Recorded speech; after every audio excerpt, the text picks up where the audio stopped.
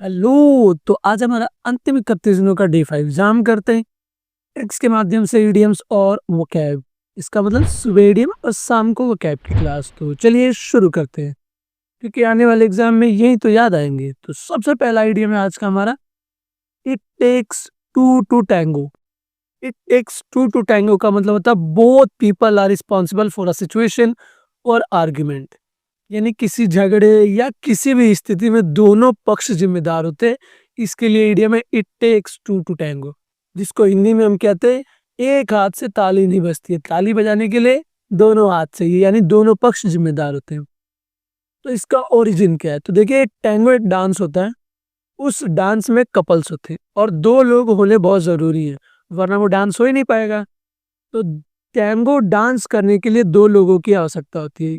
तो यहाँ से इस इडियम का ओरिजिनेशन हुआ कि किसी भी सिचुएशन या आर्ग्यूमेंट के लिए दोनों ही पक्ष क्या होते हैं, जिम्मेदार होते हैं। अब हम देखते हैं इसका example. Don't just blame Riya for the breakup, it takes two to tango. यानी सिर्फ रिया को ब्लेम मत करो ब्रेकअप के लिए, क्योंकि ताली बजाने के लिए दो हाथों की आवश्यकता होती है, एक हाथ से ताली नहीं बजती है। इसका मतलब दूसरे तरफ से भी कुछ गड़बड़ है। दूसरा पढ़ते हैं। In corruption cases it takes two to tango, giver and taker both guilty. यानी करप्शन के केस में दोनों ही जिम्मेदार होते हैं, लेने वाला भी और देने वाला भी। तो अब हम बढ़ते हैं अपने अगले इडियम की तरफ। तो अगला इडियम क्या हमारा, keep an ear to the ground. Keep an ear to the ground का मतलब होता है stay alert and informed about what's happening. यानी हर बात पे नजर रखना, कान रखना, एकदम ध्यान लगा के रखना, उसको हम क्या कहते हैं, keep an ear to the ground. और ऐसा क्यों? तो देखिए, आज भी बहुत सारे जो आर्मी में और बाकी जो ट्रेनिंग दी जाते हैं, तो उसके अंदर जो सोल्जर्स होते हैं उनको इस तरीके से ट्रेनिंग दी जाती है कि वो क्या करे, ग्राउंड पे अपना कान लगा के सुन सके और देख सके कि अगल बगल में कोई उनको हलचल या कोई खतरा तो नहीं दिख रहा है। यहाँ से इसका ओरिजिनेशन हुआ keep an ear to the ground का मतलब हर बात पे नजर और कान रखना। एग्जाम्पल देखते हैं हम। A good journalist always keeps an ear to the ground. यानी एक अच्छा जर्नलिस्ट क्या होता है, हमेशा ही हर बात पे नजर रखता है और कान लगा के रखता है। दूसरा, SSC aspirants must keep an ear to the ground for exam notification. यानी एसएससी के जितने भी एस्पिरेंट है वो एग्जाम नोटिफिकेशन पे क्या रखे, अपनी पैनी नजर बनाए रखे, क्योंकि आने वाला है सीएचएसएल, जीडी, एमटीएस और बहुत सारे एग्जाम। सो पूरे का पूरा क्या, अपने पैनी नजर रखे उस पे। तो अब हम बढ़ते हैं अपने अगले इडियम की तरफ। तो अगला इडियम क्या हमारा, left out in the cold.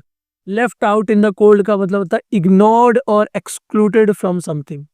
यानी अलग करना, उपेक्षित कर देना या नजरअंदाज कर देना, उसको हम क्या कहते हैं, left out in the cold.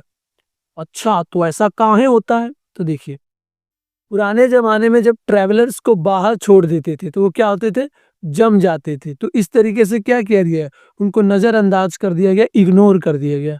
तो यहां से left out in the cold का मतलब इग्नोर कर देना या एक्सक्लूड कर देना। Example, after the merger old employees were left out in the cold.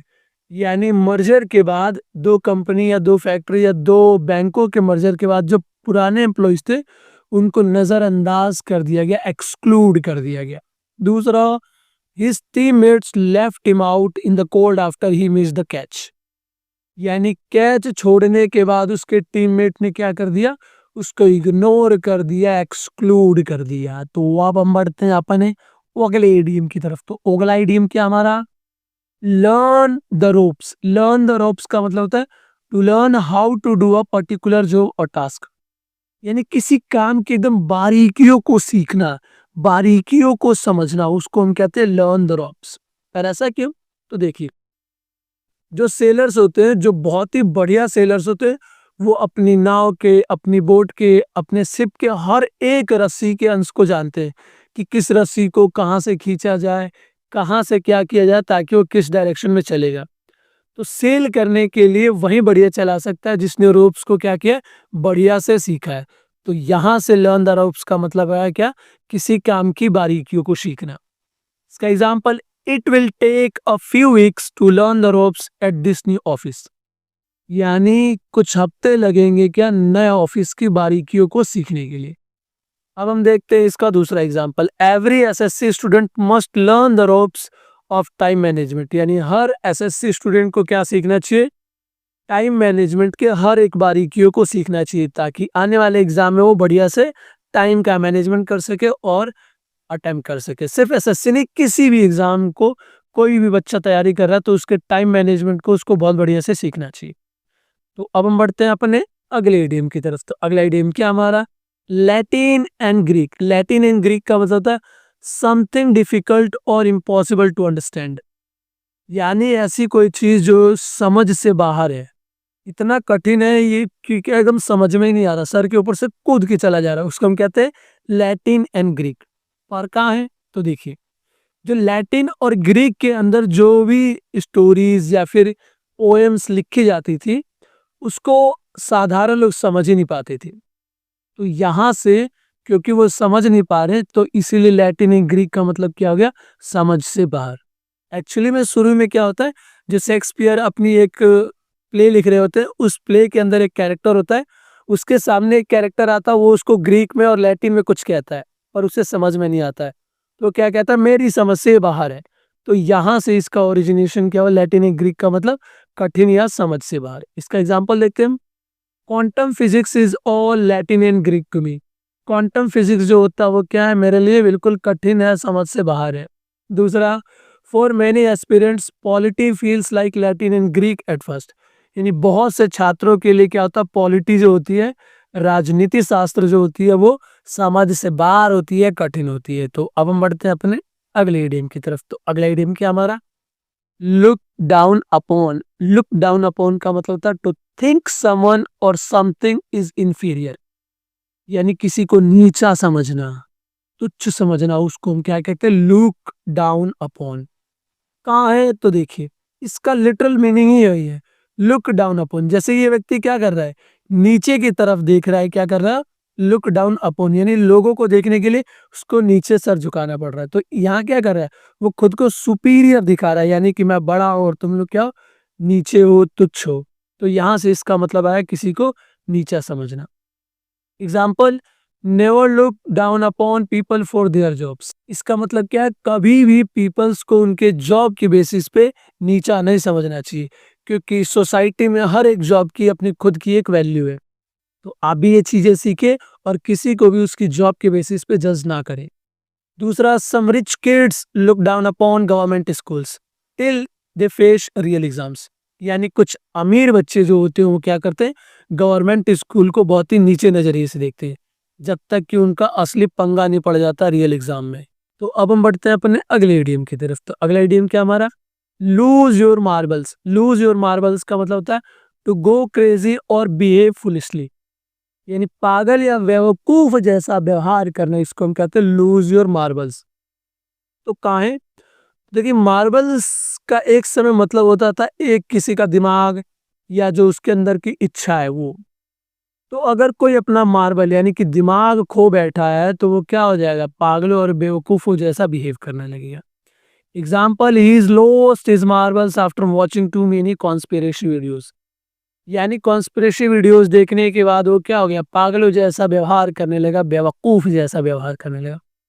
My brain lost its marble after 6 hours of current affairs reason. यानी हमारा दिमाग क्या हो गया, बिल्कुल बेवकूफ हो गया, पगला गया 6 घंटे की करंट अफेयर के रिवीजन के बाद। तो अब हम देखते हैं अपना अगला आइडियम। अगला आइडियम क्या हमारा, make one's blood boil. Make one's blood boil का मतलब होता है to make someone very angry. यानी किसी को बहुत ज्यादा गुस्सा दिलाना है, उसको हम क्या कहते हैं, मेक वंस ब्लड बॉइल। इसका ओरिजिन क्या है, तो देखिए इसका बहुत सिंपल सा मतलब है, अगर किसी का खून खौल रहा है तो उसको गुस्सा ही आ रहा होगा, एकदम खिसिया गया होगा, उठा के पटकने के मूड में होगा। तो यहाँ से इसका मतलब है क्या, किसी को बहुत ज्यादा गुस्सा दिलाना। Corruption makes my blood boil. यानी जो भ्रष्टाचार है वो मेरा खून को खौला देता है, मुझे बहुत तेज गुस्सा दिलाता है, मन तो करता है उठा के फेंक दूं नेता लोग को। बट खैर रिलैक्स। दूसरा पढ़ते हैं, when wifi disconnects during online exams blood boils instantly. यानी ऑनलाइन एग्जाम के दौरान जब वाईफाई डिस्कनेक्ट हो जाता है तो हमको कहा जाता है बहुत तेज गुस्सा आ जाता है। समझे। अब हम बढ़ते हैं अपने अगले इडियम की तरफ। तो अगला इडियम मेरे साथ बोलिए, method to my madness. Method to my madness का मतलब होता है there logic behind seemingly crazy behaviour. Crazy crazy behaviour के पीछे कुछ ना कुछ लॉजिक होता है, यानी हर पागल के पीछे कुछ ना कुछ कारण होता है, यानी जो किसी को पागलपन है उसके पीछे कुछ ना कुछ तो रीजन रहा ही होगा। तो उसको हम कहते हैं मेथड टू माई मैडनेस। कहाँ है तो देखिए, शेक्सपियर्स का एक प्ले होता है, उसके अंदर क्या होता है वो दिखाता है कि पागल जो हो रहा है ना उसके पीछे एक मेथड है। क्या है? मेथड है।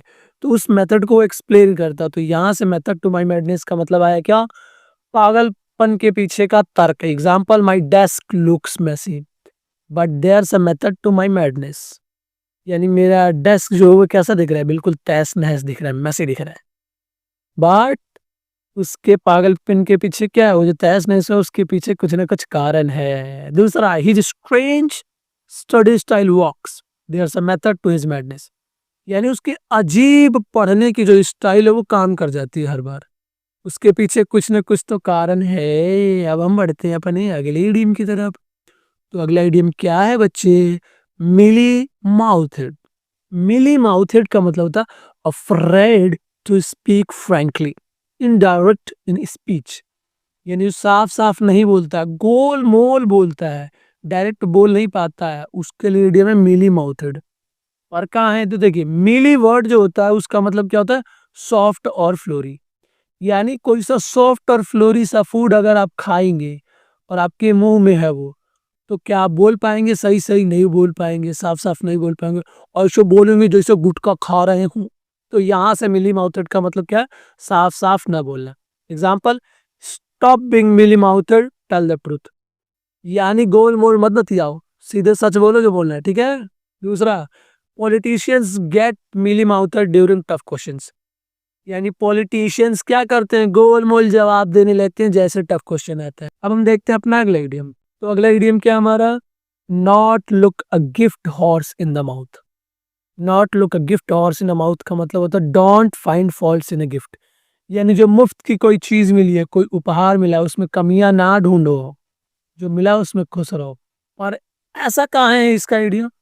तो देखिए, पुराने जमाने में जब भी कोई घोड़ा खरीदता था तो वो हमेशा क्या करता था? उसका मुंह चेक करता था, उसका दांत देखता था, उसका एज जानने के लिए। तो इसका मतलब क्या है कि जब भी किसी घोड़े की क्वालिटीज को देखनी है, कितना हेल्दी है, कितना स्ट्रांग है, कितना एज है, तो उसको क्या देखता था? मुंह देखता था। तो वहां से ये क्या है? Not look a gift horse, यानी एक घोड़ा जो आपको गिफ्ट में मिला है उसके मुंह को ना देखो, यानी कमी ना निकालो, जो मिला उसमें खुश रहो। Example, he gave you free notes, don't look the gift horse in the mouth. यानी उसने आपको फ्री में नोट दिया है, अब ज्यादा कमी ना निकालो, शांति से मौज करो। Be grateful not critical. यानी धन्यवाद करो, क्रिटिकल ज्यादा मत सोचो, ज्यादा कमी हमें ना निकालो, ना पड़ाक दिन मारेंगे दिमाग घूम जाएगा तुम्हारा, ठीक है। फ्री में मिल रहा है तुमको, बुझा ही नहीं रहा। अब हम देखते हैं अगला idiom। अगला idiom क्या कह रहा है हमारा? Not mince words. Not mince words का मतलब होता है to speak directly and honestly. यानी बिना लाग लपेट के बोलना, एकदम डायरेक्ट बोलना। पिछला वाला क्या था? एक जो पीछे हमने पढ़ा था उसमें गोल मोल बोल रहा था, इसमें क्या डायरेक्ट बोलना, उसको हम कहते हैं नॉट मीन्स वर्ड्स। और ऐसा कहाँ है तो देखिए, मीन्स का मतलब होता है किसी भी चीज को स्मॉल पीसेज में कट करना। तो नॉट मीन्स का मतलब क्या है? पीसेज में नहीं काटना, डायरेक्ट और ऑनेस्टली बोल देना। Example, the teacher did not mince words about our performance. यानी टीचर हमारे परफॉर्मेंस के बारे में क्या है कि लाग लपेटी नहीं बोली, एकदम डायरेक्ट बोल दी कि तुम्हारा ये नंबर है, तुम्हारा वो नंबर है। दूसरा, he never minces words when criticising policies. यानी वो कभी भी क्या करती है? पॉलिसीज को क्रिटिसाइज करने में पीछे नहीं हटता है, एकदम डायरेक्ट मुंह पे बोलता है। कौन है? नाम बताइए आप लोग खुद आइए। अब हम देखते हैं अपना अगला idiom। अगला idiom क्या हमारा? Not fit to hold a candle. Not fit to hold a candle का मतलब होता है not as good as someone else. यानी किसी के बराबर नहीं होना, उसके जैसी बराबर ही नहीं कर पाना, उतना अच्छा नहीं होना, उसको क्या कहते हैं? Not fit to hold a candle. तो इसका ओरिजिन क्या है? तो देखिए, पुराने जमाने में जब कोई मास्टर कोई डिजाइन कर रहा होता था तो उसके असिस्टेंट को काम क्या होता था कि वो मोमबत्ती दिखाए। अगर वो सही से मोमबत्ती भी नहीं दिखा पा रहा, इसका मतलब क्या है? वो उतना भी मतलब बिल्कुल ही यूजलेस है, वो किसी काम का नहीं है। तो यहाँ से not fit to hold a candle का मतलब है किसी के बराबर भी ना होना। Example, he is not fit to hold a candle to Sachin Tendulkar, यानी वो सचिन तेंदुलकर के किसी भी अंग के बराबर नहीं है। Cheap imitations can't hold a candle to the original, यानी जो सस्ती कॉपी है वो ओरिजिनल के कैंडल को होल्ड नहीं कर सकती है, बिल्कुल भी उसके बराबर ही नहीं कर सकती है। अब हम बढ़ते हैं अपने अगले इडियम की तरफ। तो अगला इडियम क्या? On as. ऑन एज का मतलब होता है नर्वस, टेंस और इरिटेबल, यानी जो घबराया हुआ है, चिड़चिड़ा हो गया एकदम, अंदर ही अंदर उसको डर लग रहा है, उसको हम कहते हैं ऑन एज। कहाँ है? तो देखिए, अगर आप लोग मैच देख रहे होंगे या फिर कोई सिनेमा देख रहे होंगे, जब आप मैच देख रहे होते हैं और एकदम क्रूशियल मूवमेंट, आपका दिल धक धक करता है, आप सीट के एज पे आ जाते हैं कि बस बस बस बस विराट कोहली ये छक्का मार दिया, ये अच्छा रन, जैसा कि वर्ल्ड कप 2022 में हुआ था, ठीक है। या फिर रोहित शर्मा ने जो न्यूजीलैंड के खिलाफ क्या खेला था, वो सुपर ओवर में जो रन मारा था, वाह वाह वाह वाह, वो क्या था? ऑन एज था, यानी कि एकदम घबराया हुआ नर्वस मूवमेंट था। तो यहाँ से ऑन एज का मतलब क्या है? घबराया या चिड़चिड़ा होना। Example, students are on edge before result day, यानी रिजल्ट डे के दिन से पहले स्टूडेंट का क्या होता है?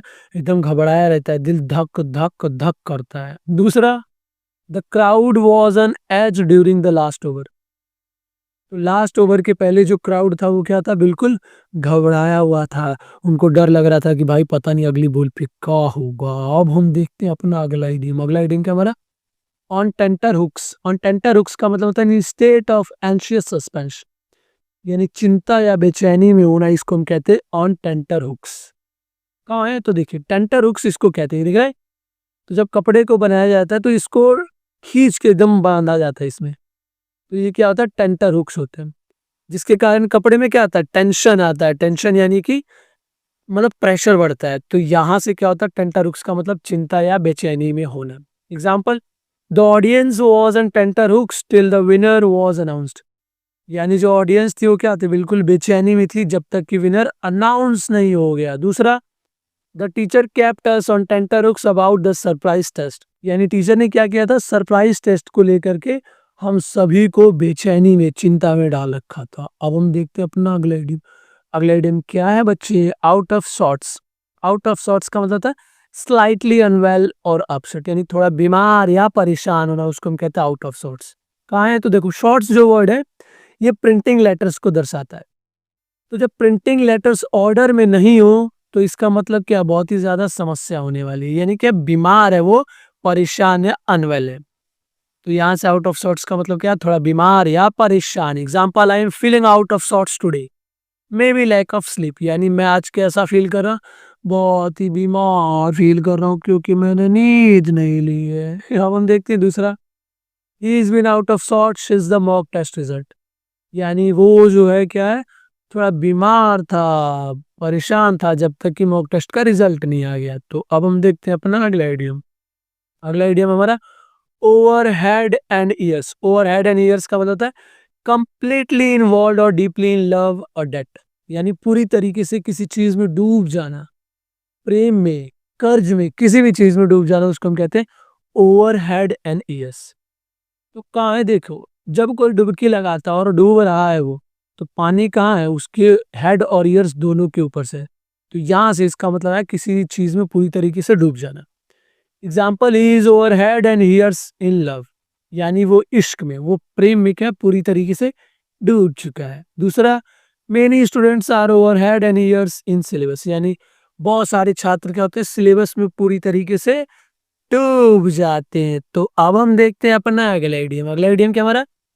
पास द बक। पास द बक का मतलब होता है to shift responsibility to someone else, यानी जिम्मेदारी टालना या दूसरों पर डालना कोई काम को, उसको हम क्या कहते हैं? पास द बक। कहाँ है? तो देखिए, पॉकर का जो गेम होता है उसके अंदर बक जो होता है एक मार्कर को खा जाता है, ये दिख रहा है, इसको हम कहते हैं बक। तो जब जिसकी चांस होती है ये बक उसको पास कर देता है। तो इस तरीके से क्या होता है? अपनी जिम्मेदारी को वो टाल दे रहा है, किसी दूसरे को दे दे रहा है। तो यहाँ से पास द बक का मतलब है जिम्मेदारी टालना या दूसरे पे डालना। Example, don't pass the buck, admit your mistake, यानी अपनी जिम्मेदारी दूसरों पे ना डालो, गलती शांति से क्या करो? एक्सेप्ट करो, एडमिट करो। Bureaucrats often pass the buck instead of solving issues, यानी जो ब्यूरोक्रेट्स होते हैं वो क्या करते हैं, अपनी जिम्मेदारियों को टाल देते हैं, जबकि उन्हें क्या करना चाहिए था, इश्यूज को सॉल्व करना चाहिए था। तो अब हम बढ़ते हैं अपने अगले ईडीएम की तरफ। अगला ईडीएम क्या हमारा, played ducks and drakes. Played ducks and drakes का मतलब होता है टू वेस्ट मनी और रिसोर्सेस फुलिशली, यानी फिजूल खर्ची करना, उसको हम कहते हैं प्लेड डक्स एंड ट्रिक्स।